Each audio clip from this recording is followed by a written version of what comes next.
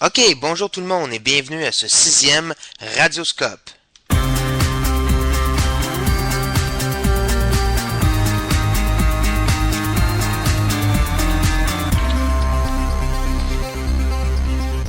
Et oui, un radioscope qui, comme son titre l'indique, va porter cette semaine sur les institutions pour faire suite donc aux acteurs qu'on a vus ou dont on a plutôt discuté, parlé la semaine dernière. On se souviendra donc que dans le cours, on a vu que trois composantes majeures, trois éléments majeurs, devrais-je dire, qui viennent occuper, je dirais, l'essentiel d'une analyse d'un processus de politique publique, à savoir les acteurs, les institutions et les instruments. La semaine prochaine, nous nous pencherons sur les instruments, voyons, mais c'est difficile à dire cet après-midi ce mot.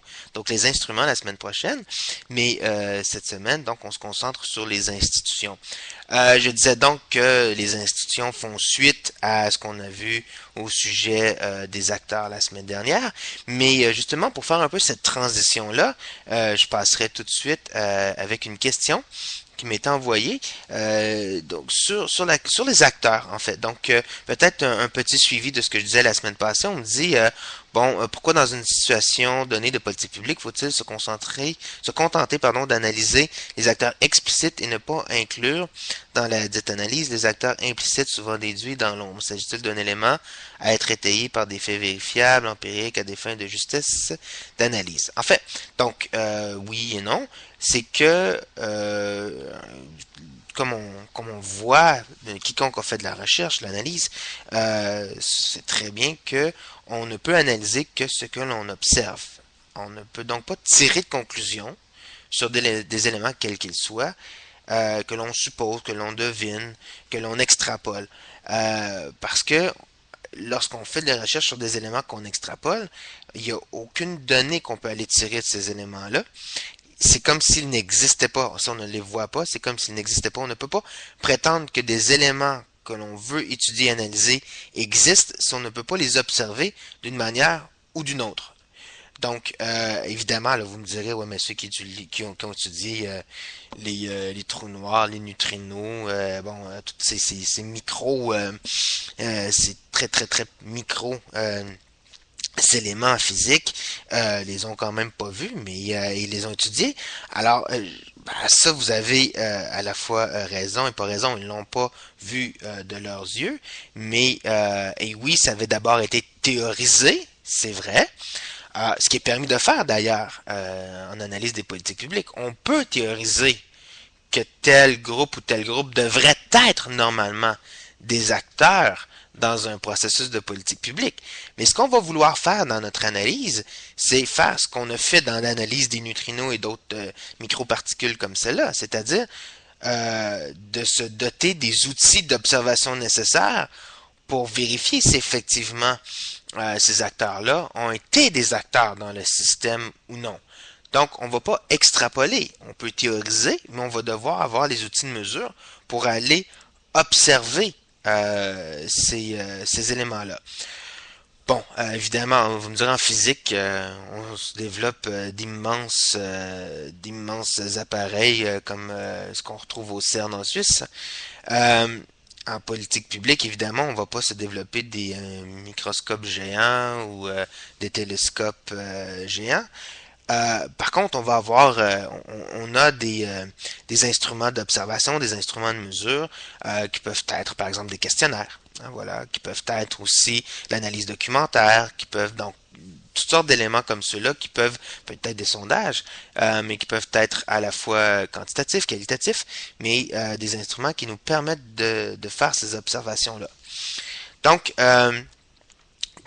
pour déterminer qu'un groupe ou qu'un individu est un acteur, donc je dis bien pour le déterminer, oui, il faut pouvoir l'observer directement à travers, comme je disais, différents types de mesures, différents instruments de mesure, pour déterminer qu'ils sont, oui, des acteurs. Et aussi pour pouvoir mesurer l'effet de leur intervention. Sans ça, on peut, comme je vous dis, le théoriser, mais on ne peut pas l'affirmer, on ne peut pas le déterminer que ce groupe-là ou cet individu-là est en fait un acteur.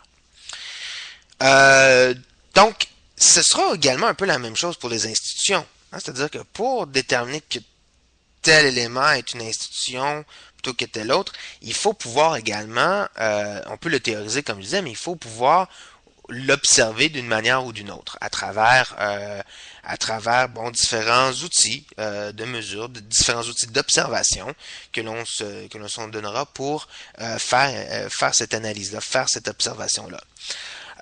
Une des premières questions qui m'a été soumise en ce qui concerne les institutions me demande, quand on parle de l'importance de faire la différence entre les institutions informelles et les institutions faibles, est-ce que on donne le cas de la corruption par exemple. Alors on dit je n'arrive pas à bien faire la distinction. Les auteurs semblent dire qu'il s'agit d'une institution informelle, oui, mais j'ai l'impression que la corruption existe et s'installe aussi lorsque les institutions sont faibles ou défaillantes et que ces dernières pourraient être la cause de la corruption. Eh bien, vous avez tout à fait raison. En effet, lorsque les institutions formelles sont fortes, elles ne laissent pas de place aux institutions informelles pour se déployer, pour pouvoir prendre une place, pour pouvoir s'épanouir dans une société. Et c'est le cas de la corruption. Si les institutions formelles sont solides, si elles ne laissent pas de place aux institutions informelles pour s'imposer, eh bien les institutions informelles ne vont pas s'imposer. Et la corruption est ici le meilleur exemple. Qu'est-ce qui fait que la corruption va pouvoir s'imposer? C'est parce que en tant qu'institution informelle, c'est parce que les institutions formelles ne sont pas assez fortes pour pouvoir résister à cette imposition d'une institution informelle qui est la corruption. Donc, soit que les lois sont pas assez sévères, soit que les moyens de mettre en œuvre la loi ne sont pas assez nombreux, ne sont pas assez efficaces, ne sont pas assez solides. Donc, il y a plusieurs raisons qui peuvent expliquer la faiblesse de l'institution formelle. Mais assurément, vous avez tout à fait raison lorsque vous observez cette dynamique-là. Les institutions informelles vont naître dans l'espace où les institutions formelles sont faibles. Si les institutions formelles sont fortes, alors à ce moment-là, ça laisse à peu près aucune place aux institutions informelles pour s'imposer. Un cas peut-être, je dirais, plus léger que la corruption, prendre un peu le cas de la route. Alors, si on prend certains pays, que je nommerai pas, mais que vous avez peut-être visité, et qu'on s'hasarde, je dirais, à y conduire, on remarquera que la signalisation routière est plus une suggestion qu'autre chose. Que les feux de circulation, c'est plus une proposition qu'autre chose. Alors, bon, c'est un peu une boutade ici, mais on se rend compte que les gens respectent à peu près pas soit les limites de vitesse ou les différents éléments du code de la route, les différentes signalisations du code de la route. Les gens conduisent un peu, on dirait, en cow-boy. Et donc, bon, ça peut même nous faire peur, nous qui ne sommes pas habitués à ça. Mais on voit qu'il n'y a pas beaucoup d'ordre, hein, que c'est un peu le chaos dans la conduite dans ces pays-là. Alors que si on prend le Québec et le Canada, oui, bon, il y a des gens qui vont un peu plus vite, là. Mais généralement, on n'a pas nécessairement à avoir peur de se faire frapper une lumière rouge. Ça va arriver de façon exceptionnelle, quelqu'un qui n'a pas porté attention, tout ça, mais ce n'est pas une pratique courante de dire, parce qu'il y a un feu rouge, je passe, peu importe, bing bang, alors que dans d'autres pays, c'est le cas. Pourquoi? Comment expliquer qu'au Canada, le code de la route est généralement vraiment très bien suivi, alors qu'ailleurs, c'est pas le même cas. C'est le fait qu'au Canada, les règles elles sont non seulement très claires, mais elles sont vraiment appliquées. Il y a des présences policières qui sont très fortes. Et donc, l'institution formelle, elle est forte et ne laisse pas de place à une espèce de code un peu, un code un code de la route un peu informel. On pourrait même reprendre à un certain niveau un peu la même logique au niveau de la vitesse sur les autoroutes. On entend souvent au Québec les gens dire tant que tu es en bas de 120 km/h sur l'autoroute, c'est pas un problème, il faut pas arrêter. Donc le Québec a une réputation d'être peut-être un peu plus permissif à cet égard-là, alors que dans d'autres provinces, on ne peut pas se permettre de rouler au-delà de la vitesse de la limite de vitesse. Et pourquoi? Parce que les policiers sont moins permissifs. Donc on voit ici qu'il y a une certaine règle un peu plus informelle qui s'installe parce que la règle formelle est un peu moins suivie, elle est plus souple. Donc ça permet une certaine institution informelle de s'imposer. Donc oui, bon, dans cette dynamique-là, vous aviez tout à fait raison. Une autre question qu'on me pose, c'est pourriez-vous partager avec nous une expérience d'institution informelle dans un processus de politique publique ici au Canada?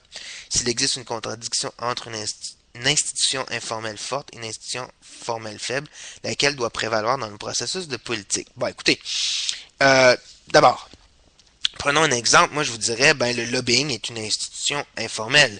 Il n'existe pas de règles précises ou de consécration, de codification du lobbying, pas au Canada.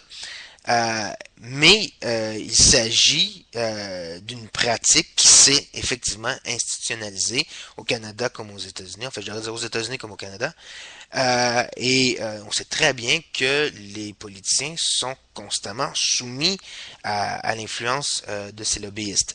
Et donc, ces pratiques se sont imposées en institution. Donc, comment on peut affirmer, avant de passer à l'autre partie de la question, comment on peut affirmer que ça s'est imposé un peu comme une institution? C'est que revenons sur l'idée qu'une institution, d'abord et avant tout, vient encadrer l'action des acteurs.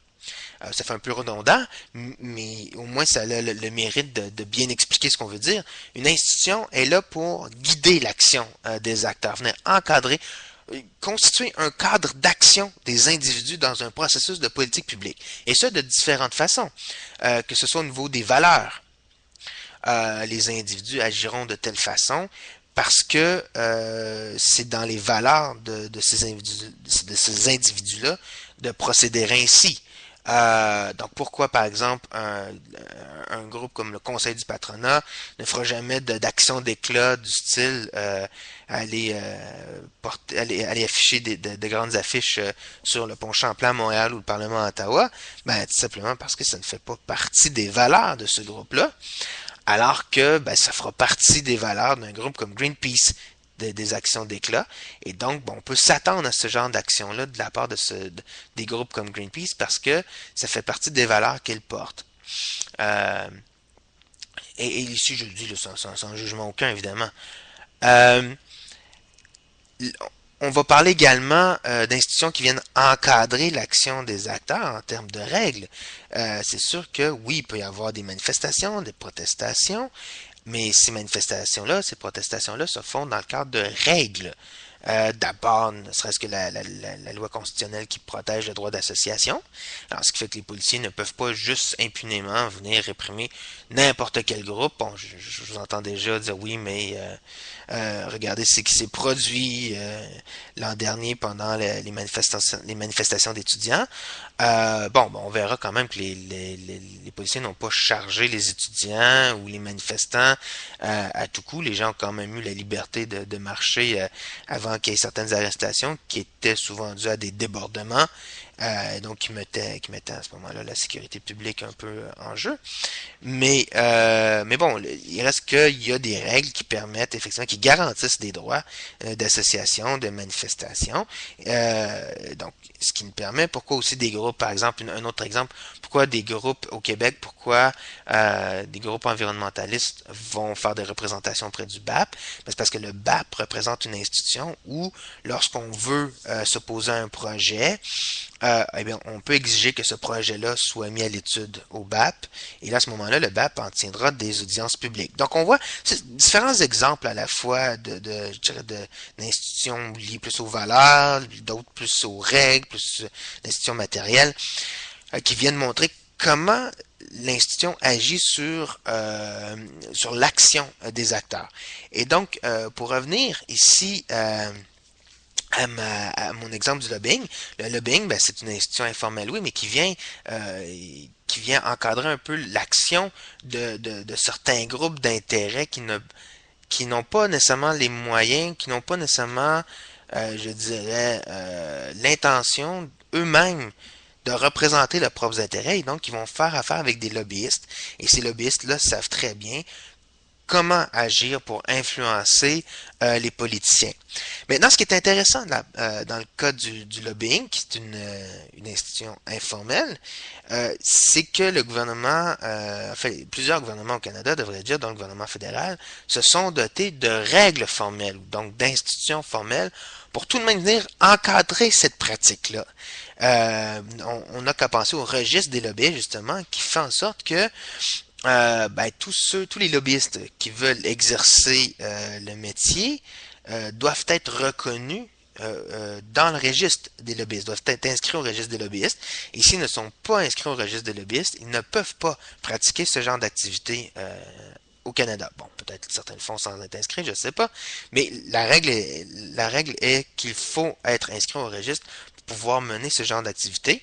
Et conséquemment, les politiciens ministres ou députés, qui rencontrent des lobbyistes, doivent normalement déclarer ces rencontres auprès du registre.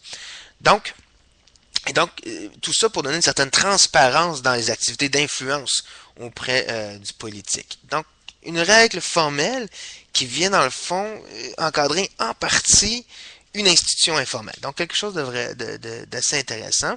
Et là, on me demande, bon, lequel doit-on prévaloir? Ben, écoutez, si vous me demandez à moi, je vais vous dire, évidemment, toute règle formelle devrait être suivie, forte ou faible, devrait être suivie. Mais bon, stratégiquement, probablement que les lobbyistes vous diront, on pourrait bien vouloir se prêter à toutes les règles, mais il reste que en politique, les jeux d'influence ne sont pas réglementés, ne sont pas formalisés, mais que ces jeux d'influence, ils sont très importants. Alors, voilà. Ensuite, on me dit, une autre question, donc je suis parfaitement d'accord avec le risque d'extension conceptuelle exagérée de la notion d'institution que mentionnent Kubler et de Mayer à la fin de leur chapitre 5. Dans cette optique, mais sous un angle un peu différent, il me semble notamment difficile parfois de faire la distinction entre institution et acteur ou institution et politique. Alors, on me demande, donc on donne quelques exemples, on me demande dans quel... voilà ici. Donc, on me demande, est-ce que c'est possible que des groupes puissent être considérés comme étant des institutions? Donc, est-ce que des acteurs peuvent être considérés parfois comme des institutions? Et est-ce que parfois une politique peut être vue comme une institution? Je dirais, revenons à cette idée d'abord et avant tout que les institutions sont là pour encadrer l'action. Je vous dirais qu'à ce moment-là, pour orienter l'action des acteurs, pour venir servir de cadre d'action aux acteurs, à ce moment-là, je vous dirais, oui, il peut arriver que certains groupes qu'on reconnaîtrait comme des acteurs agissent plus comme une institution. Et je prends ici l'exemple des syndicats. Les syndicats peuvent être parfois vus comme étant une institution parce que si on prenons l'exemple d'un conflit au sein d'un disons, prenons Avios par exemple, hein, alors que le gouvernement avait permis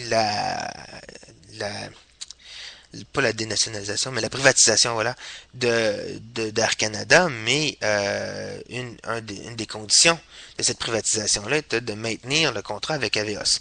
Lorsqu'Avios ne peut pas, lorsqu'Avios se voit retirer le contrat par Air Canada, les employés veulent s'opposer à cette façon de faire, et on a vu plusieurs syndicats venir agir ici à titre d'institution.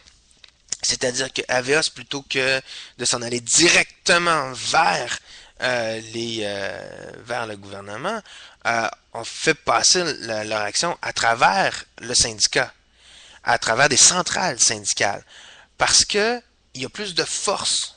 Parce que d'abord, il existe des règles en termes de négociation, de travail imposées, et qui font que les syndicats ont une force que d'autres groupes de travailleurs n'auraient pas. Donc ici, oui, on peut. On est dans un cas assez limite où le syndicat devient un peu une institution, plus peut-être qu'un acteur. Si on prend maintenant l'exemple de la politique, Dans le cadre de la politique, c'est un peu la question que j'appelle de l'amont et de l'aval.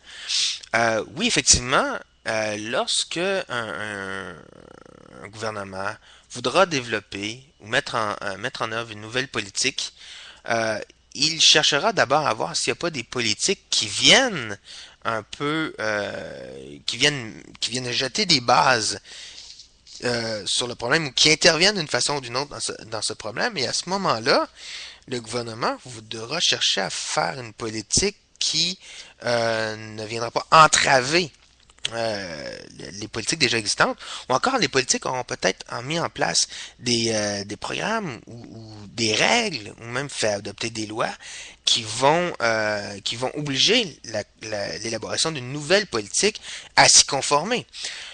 Je dirais peut-être ici le meilleur exemple, c'est très certainement celui des politiques cadres. Les politiques cadres, ce sont des politiques qu'un gouvernement adopte et qui obligent tous les ministères à développer des politiques donc dans un domaine donné, par exemple, en toutes les politiques dans un domaine donné, à se conformer à une série de principes.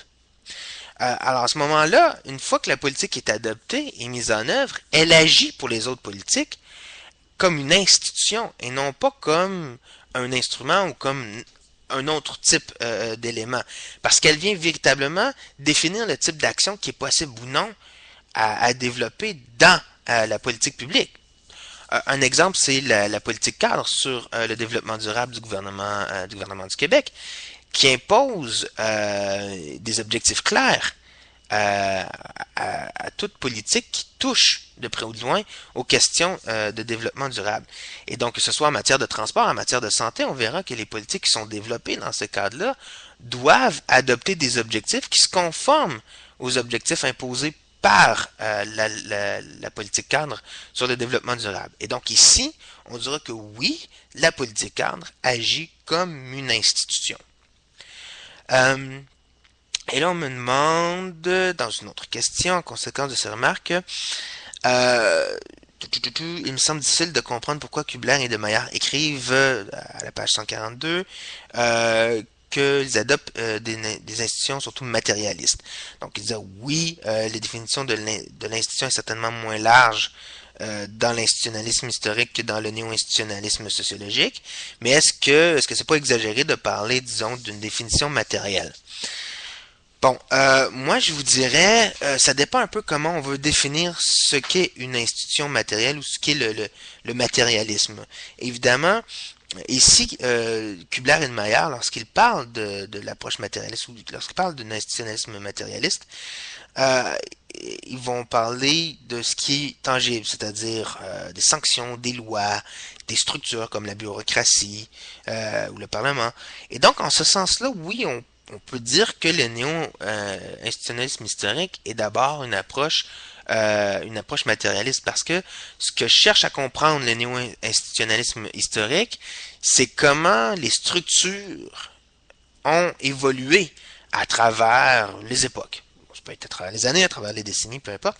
Mais donc, comment les structures institutionnelles se sont développées. Comment les idéologies, non pas les idéologies, pardon, mais comment les lois, comment les politiques ont évolué à travers les époques.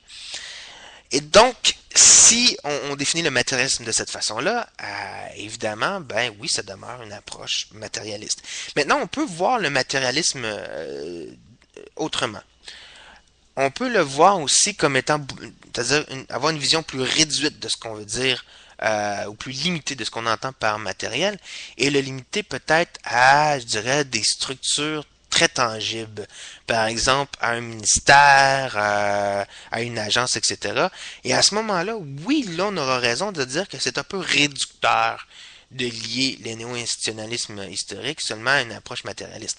Mais bon, tout dépend de la façon dont on veut définir ce qu'est une approche matérialiste.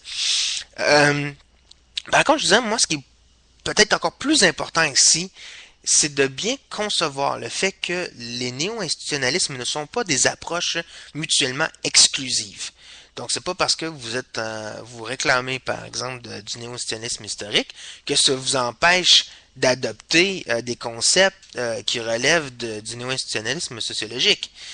Et donc, et vice-versa. On pourrait très bien voir, par exemple, une étude qui se situerait au carrefour des approches historiques et sociologiques. Hein, on pourrait voir, par exemple, on pourrait s'intéresser aux institutions en développant une compréhension sociologique, donc qui relève des concepts du néo-institutionnalisme sociologique, mais qui en même temps adopte un peu une logique de la dépendance du sentier. C'est donc de voir comment, par exemple, les idéologies viennent influencer le développement des structures, mais en même temps que ces idéologies-là sont un peu un héritage du passé. Donc, elles ont évolué de telle façon, mais elles ont évolué de telle façon parce qu'elles étaient d'abord et avant tout encadrées par tel ou tel élément et tel acteur, etc. Donc, oui, et à ce moment-là, faut pas voir ça comme étant des approches en vase clos. Euh, enfin, donc dans une dernière question, on me dit, est-ce que, bon, on parle des institutions, on définit un peu les différents types, on dit, bon, une question que je trouve assez pertinente, pour un fonctionnaire, est-ce qu'il y a des applications pratiques à l'étude des institutions, à savoir déterminer si c'est une approche historique ou sociologique, culturaliste, structuraliste, calculatrice, etc. Bon. Euh, c'est vrai que de prime abord, pour un fonctionnaire, ça peut paraître peu pertinent. Par contre, l'idée ici, je dirais, c'est l'exercice, c'est l'effort de comprendre les institutions et leurs effets qui devient utile pour comprendre, par exemple, certains dossiers. On peut se demander, bon, par exemple, si on travaille, ok, disons que vous êtes engagé par Santé Canada et que vous devez travailler à mettre en place des nouvelles politiques ou des nouveaux programmes pour favoriser la lutte contre le sida. Et là, bon, vous pensez à une très belle intervention et vous voyez tout d'un coup qu'il y a des communautés qui s'opposent à votre intervention, ce qui peut vous surprendre de prime abord. Alors, ça va venir vous aider à faire quoi, toute cette réflexion-là autour des institutions? Ben, moi, je dis que ça vient aiguiser un peu les réflexes des analystes, les réflexes des fonctionnaires dans leur compréhension de la situation rapidement. Celui qui aura fait l'effort de réfléchir en termes de culture, en termes de règles, en termes de structure, d'idées, d'idéologie, qui sont tous des institutions dépendamment de l'approche qu'on veut adopter. Alors celui qui aura fait l'effort de réfléchir dans ces termes-là pourra plus rapidement identifier, isoler les éléments qui constituent un peu cette opposition de ces communautés-là. Voir d'abord que ces communautés-là, oui, elles ont des droits reconnus par la Constitution, qu'il y a des éléments culturels propres ou spécifiques à cette communauté-là, ou des valeurs de cette communauté-là, qui entrent un peu en opposition avec ce que propose l'intervention de l'État, etc. Et donc, c'est là où toute cette réflexion devient vraiment utile pour le fonctionnaire, c'est-à-dire approfondir d'abord son champ de connaissances, approfondir aussi, pas approfondir, mais aiguiser ses réflexes analytiques pour venir à comprendre plus rapidement les situations auxquelles il est exposé et auxquelles il doit trouver des réponses pour son ministre et son ministère. Donc voilà, c'est ce qui complète la capsule d'aujourd'hui. Déjà 28 minutes dépassées pour un maximum de 30 minutes. Alors, le temps nous presse. J'espère que cette capsule vous a été utile, vous a été intéressante. Et je vous dis à la semaine prochaine pour une 7e capsule des radioscopes. Au revoir.